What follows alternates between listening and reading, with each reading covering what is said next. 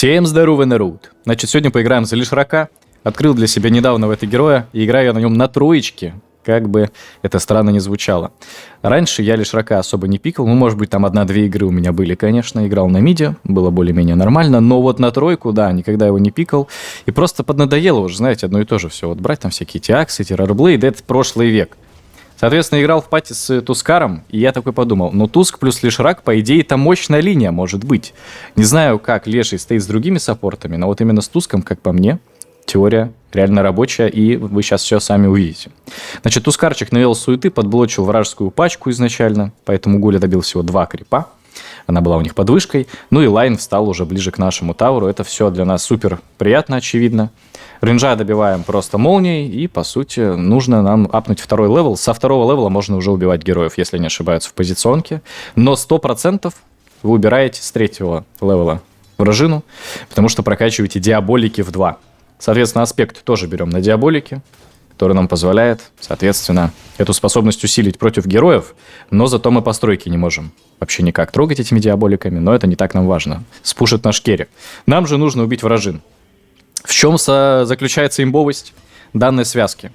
Тускар, у нас есть шарды, у нас есть тактим, и у нас есть колобок. То есть очень быстро до противника можно добраться и подзакрыть его. Логично? Логично.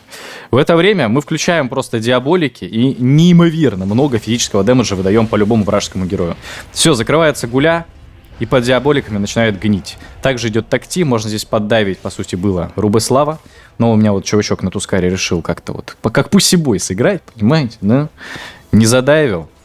Так бы мы сейчас еще и Рубена здесь похоронили. Но он слишком рано решил отойти от Рубика, перестал его бить, замедления не было, он подубежал и так далее.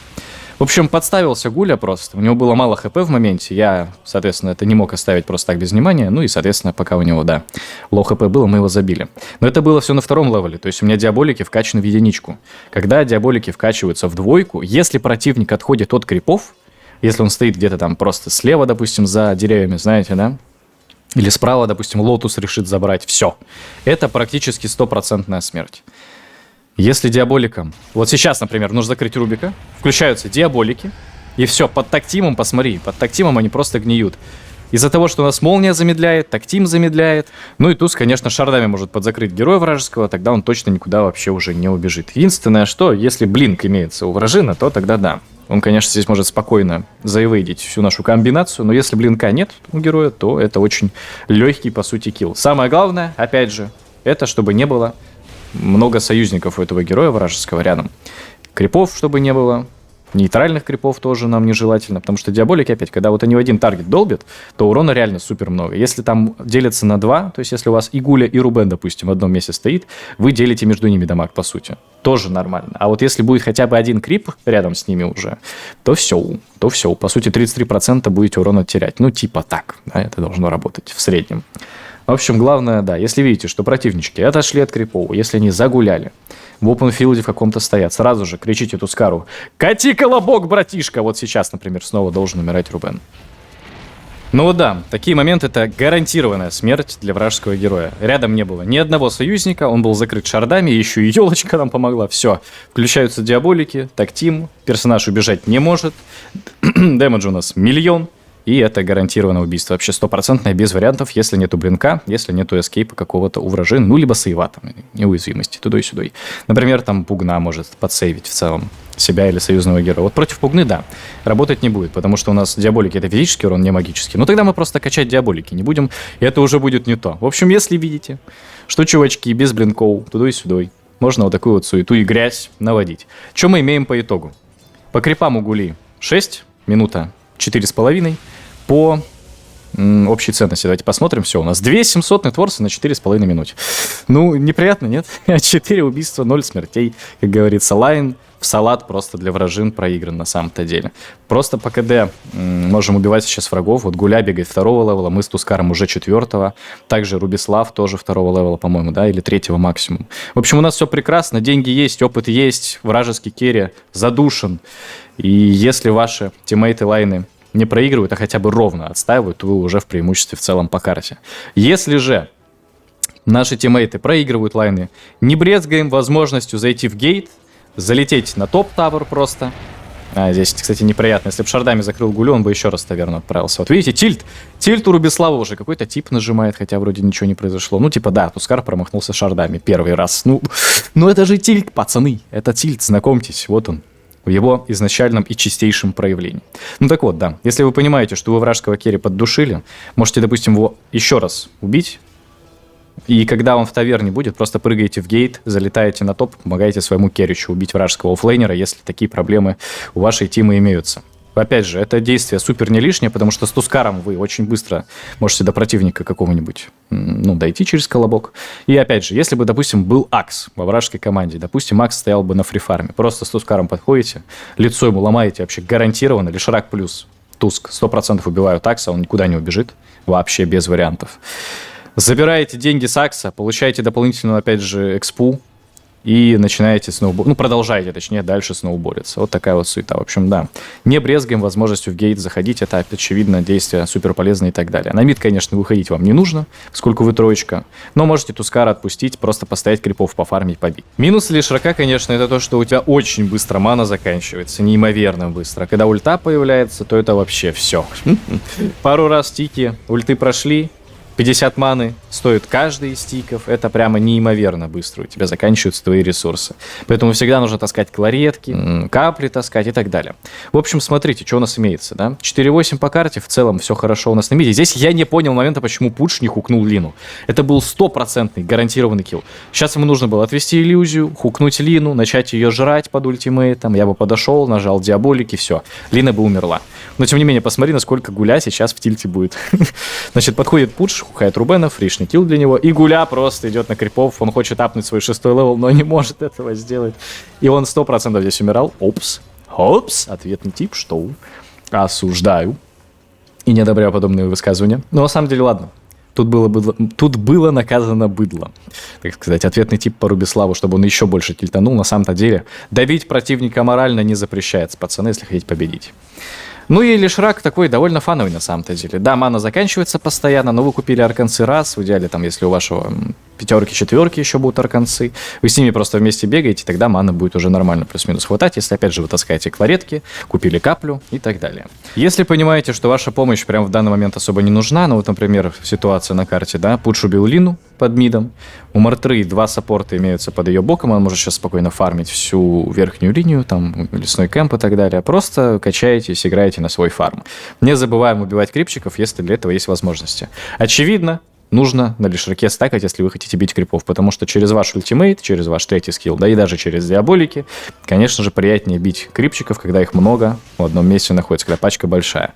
Если вы тратите ультимейт, по сути, свой, да, тики ультимейта на ординарный стак, просто дефолтный стак крипов, то это уже такое, знаете, неэффективное использование ресурсов, и гораздо больше маны потратите, лучше уж потратить время, постакать, и потом уже через ультимейт зафармить. Да, это будет гораздо более приятно. Тут у меня откисает моя мартретка, слишком сильно она задержалась на топе, не знаю почему, она была лоу хп, понимала, что Лина ресается, и все равно осталась на топе, и за это потерпела крах, так сказать, своего лица, но снова умирает Лина на миде. Умирает же? Да, добивают, все, отличненько. Подходим просто под файтинг. Опять же, для нас сейчас супер идеальная ситуация. Рэмпейдж идет от... Рэмпейдж, Равага. Равагу постелил наш Леон, нажав свой станчик. Подстанил просто 2 противников, мы туда залетаем с невероятным кайфом. Вот когда вы так, вы знаете, фармите крипов на миде, на Лишраке, мы уже не тройка, мы уже мидер полноценный. И подходите просто под готовых таких прогретых противничков, добиваете там кого-то, килл получаете, это всегда невероятно вкусно, это максимально эффективно. Когда вы бьете крипов, подходите на файт, забираете 1-2 килла и продолжаете дальше качать крипчиков. Да, это прям легендарный сценарий, так всегда вкусно и приятно делать. Но опять же, Лишрак в соло до появления Бладстоуна может очень быстро умереть. Потому что у нас, да, опять же, хпшечки не очень много, и нужно быть очень аккуратным в этом плане. Когда появляется Бладстоун, БКБ, там, допустим, туда-сюда, и все, вы король файта просто. Убить вас — это либо очень много ресов потратить, либо заберстить нужно. Ну, кстати, Лина может заберстить, на самом деле, в этом плане, да. Лина хороша против Лишрака в каком-то таком вот сценарии, когда она вас просто ваншотает. Вы не успеваете просто за счет Бладстоуна хилиться, если вы мертвы. Логично? Логично. Продолжаются у нас файты на карте. 7-18 счет, ну а мы продолжаем качать крипчиков. Понятное дело, потому что телепорт я на низ потратил. На мид никак подойти не мог, ну и, соответственно, мы в ту сторону не стрейфуемся, никак ничего не делаем. Тут, смотри, Гуля решил мне убить крысольду мою. просто решил убить не мою крысолю. Он должен за это поплатиться, я не знаю. Слишком сильно здесь загулял. Понимал он, что у него под мидом убили вражескую Лину, соответственно. Он видел, что тут есть Туск, он видел, что тут есть Леон. И все равно решил остаться на пачке. Ну вот поплатился за наглость. Поплатился за то, что убил мне крысоль, думаю. Ну вот кто так делает? Не знаю. Соответственно, мне прилетает блинк. Сейчас будет гораздо проще добегать до врагов. Держать позиционку будет проще и так далее. В общем, блинк дело вкусное, дело полезное. И опять же, если у вас фришная такая катка, почему бы не купить себе блинк? Не всегда хочется тратить на него деньги, с одной стороны. Но если бабки не проблема, как в нашем случае, то блинк я бы все-таки прикупил. Опять же, если вы на Лину блинкуетесь, нажимаете в нее молнию стан диаболики, она будет умирать. У Лины повышенный резист к магии появится, когда появится агоним. Но для диаболиков это не особо проблема, и да, в этом плане Лина может страдать.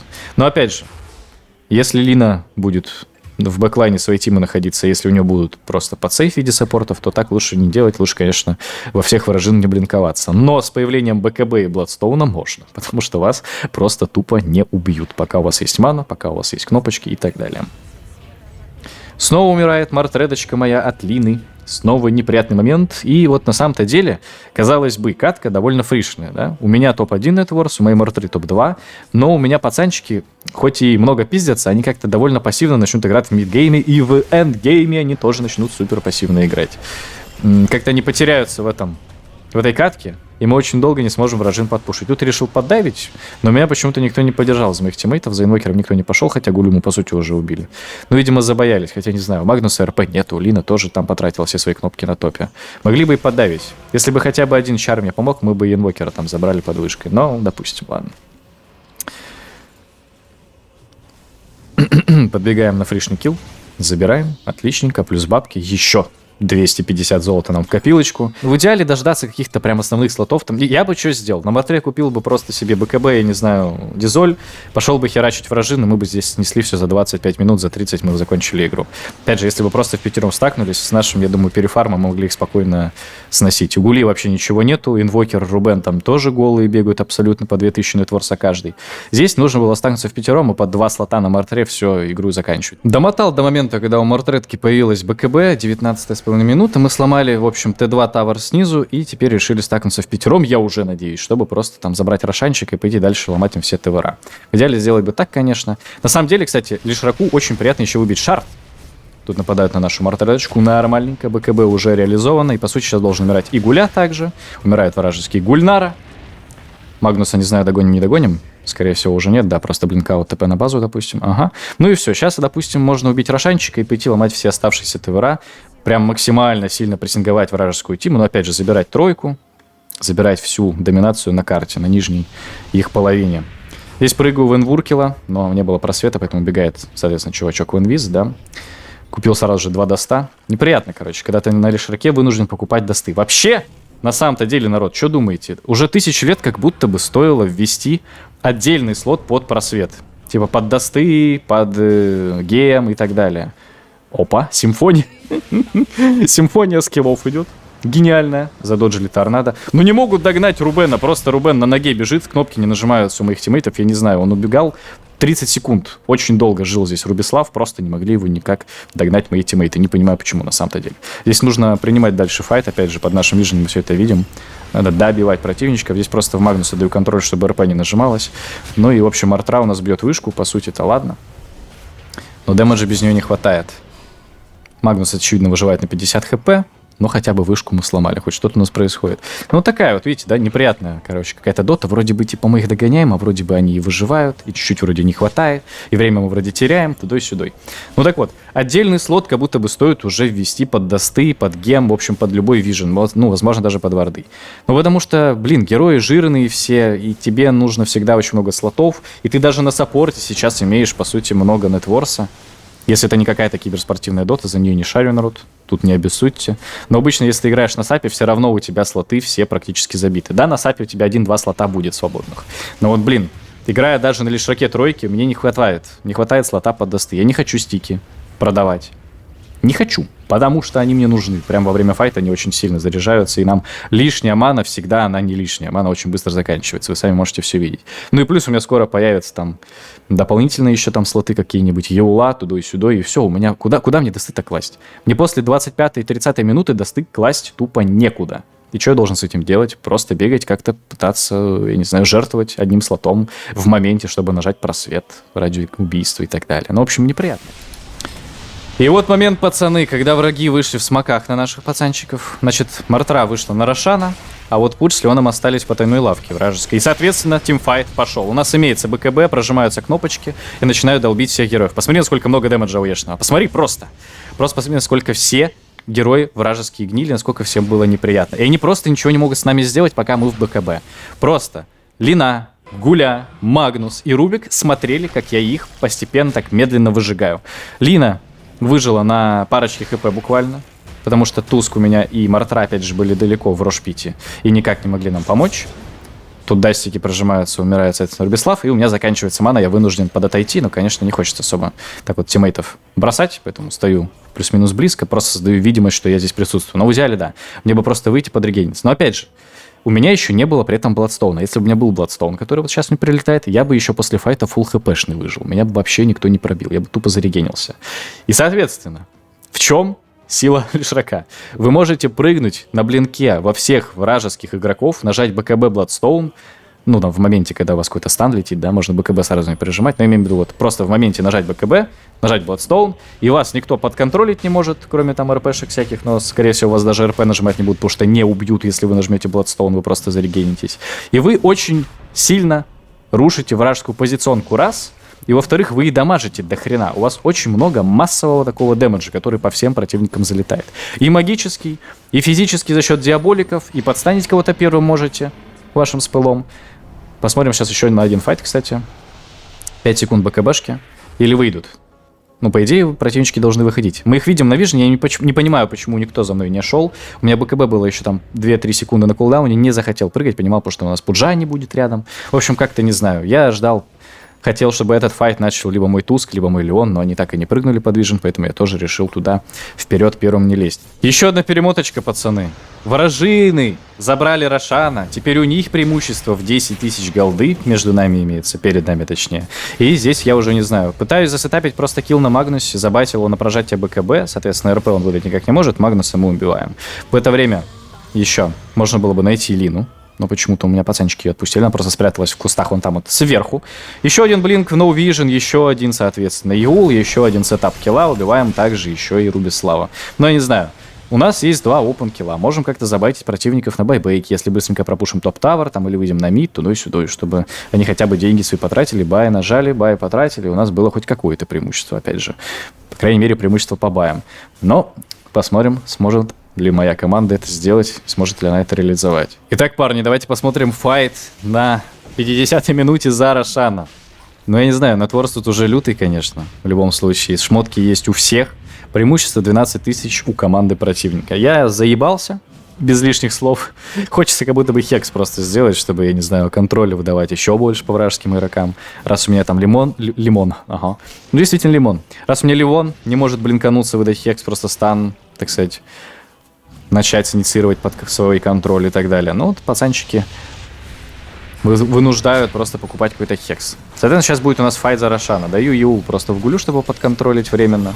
Здесь идет хук по вражескому Магнусу. Довольно неплохой килл, потому что РП было не нажато, но Магнус выкупается и летит обратно в файт.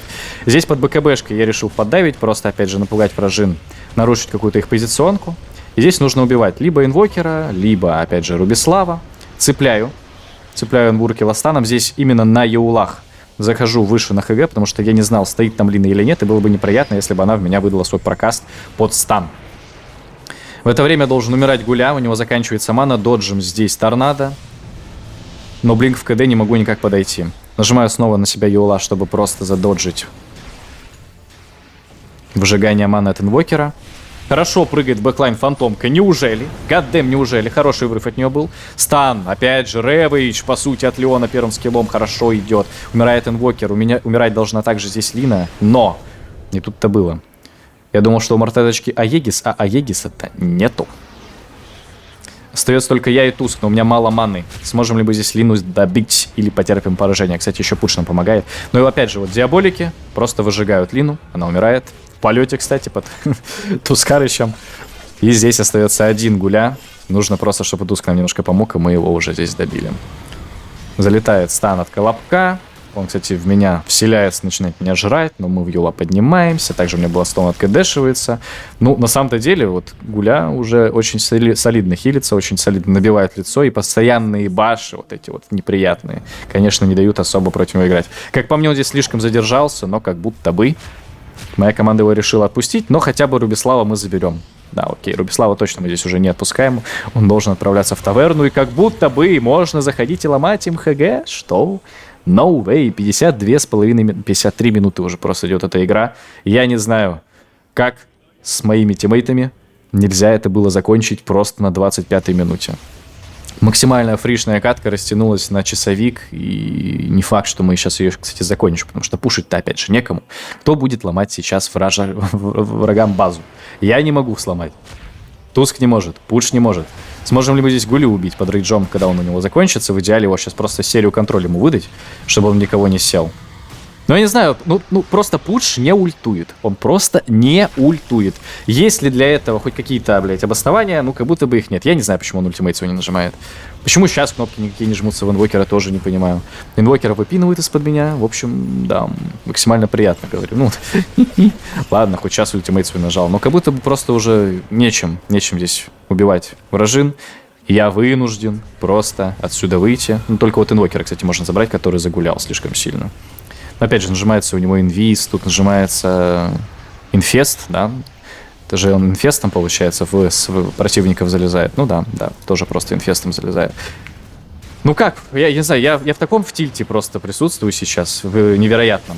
Просто в невероятном тильте присутствую, потому что, ну вот без мартры тупо просто ничего нельзя сделать, потому что мы не можем никак сломать базу. И вот такая вот хрень, когда Гуля автоатакой убивает всех, потому что Пудж не может нажать свой ультимейт, это просто пипяу, пацаны, это просто пипяу. Мотаем дальше.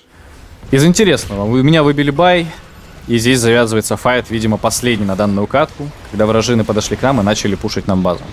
Соответственно, умер инворкил вражеский. И сейчас нам нужно просто дальше чейзить противничков, убивать еще кого-то. Но они спокойно на ноге выходят. Потому что, я не знаю, у меня вот Леон в команде есть, он никого не идет дальше давить. Опа! Магнус решил ворваться. Вот, видимо, этот врыв для противников был решающе последним, роковым. Теряет позиционку Лина, я понимаю, что нужно в нее врываться. БКБ нажимаю только сейчас, чтобы, опять же, времени выиграть. И да, умирает Магнус, умирает Лина. Я понимаю, что с Гулей, блядь, все, я отдел иметь не хочу после того, что было в прошлые разы. Лучше я пойду на Рубислава, попробую его как-то позонить, возможно, даже убить, если получится. Здесь из-за колснапа не успел сразу нажать Юла в себя, поэтому, да, был неприятный момент с тем, что он не выжег ману. А это, на самом-то деле, критичная ситуация, учитывая, что мы играем за Лишрака. Ну вот, посмотри. У меня лагуну выдала Лина, но мне больше не больно. Мне больше не больно. Я остаюсь с Мартрой вдвоем против троих вражин, но они потратили много байбеков.